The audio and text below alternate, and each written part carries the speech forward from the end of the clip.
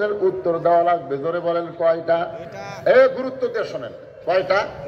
1 নম্বর প্রশ্ন হলো, খাদিজা আপনি বলেন তো, আপনি কত বছর বয়সে ঈমান গ্রহণ করছেন?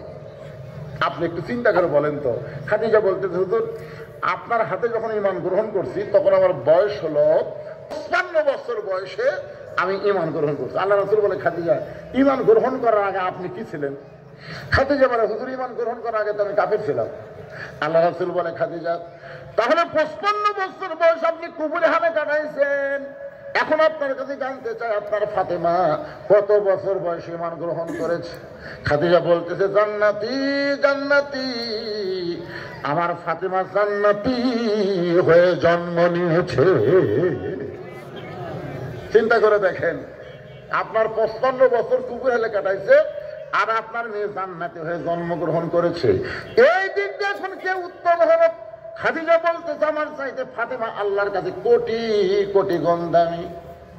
আল্লাহ নবী বলে, খাদিজা আপনার নাকের সাইজ, আপনার মুখের সাইজ, আপনার গায়ের রং, আপনি কত বড় লম্বা, দুনিয়ার কত পুরুষ মানুষ বলতে পারে, আপনি কি তার হিসাব জানেন?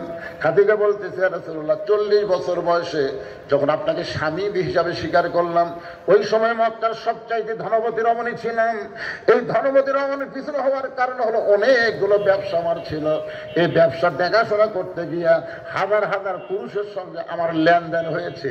আমার নাকের সাইজ কেমন, আমার চোখের সাইজ কেমন, আমার গায়ের রং কেমন, এমনকি আমার দাঁতের সাইজ কেমন, এটা দুনিয়ার বহু পুরুষ বলতে পারে। রাসূল বলে, খাদিজা এখন আপনি বলেন তো, আপনার পেটের মেয়ে ফাতেমার নাকের সাইজ কেমন, ফাতেমার দাঁতের সাইজ কেমন, ফাতেমার মুখের সাইজ কেমন, ফাতেমার গায়ের রং কেমন, এটা দুনিয়ার কত পুরুষ বলতে পারে? খাদিজা বলতেছে, পর্দানিশী পর্দানিশী, আমি মা হয়ে বলতেছি, আমার ফাতেমা পর্দার মধ্যে জন্ম নিয়েছে, আবার পর্দার ভিতরেই দিন দিন বড় হচ্ছে। রাসূল বলে, খাদিজা আপনি ফাতেমার পর্দার কি দেখছেন? আপনি ফাতেমার পর্দার কি দেখছেন? আমি নবী হিসাবে বলতেছি, বাবা হিসাবে না, নবী হিসাবে বলতেছি, আমার ফাতেমা সারা জীবন পর্দাকে 1 নম্বর আমের সলেহা নেক আমল হিসেবে গ্রহণ করবে।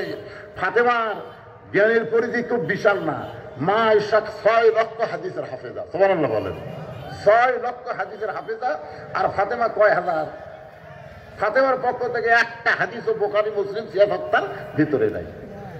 আয়েশা কিন্তু নবীর সাথে হজ করছে, ফাতেমা হজও করেনি। ফাতেমার অন্য আমল তেমন খুব একটা জোরালো ছিল না, কিন্তু পর্দার আমলটা ছিল 1 নম্বর। ধরে কোন সুবহানাল্লাহ, কয় নম্বর? 1 নম্বর।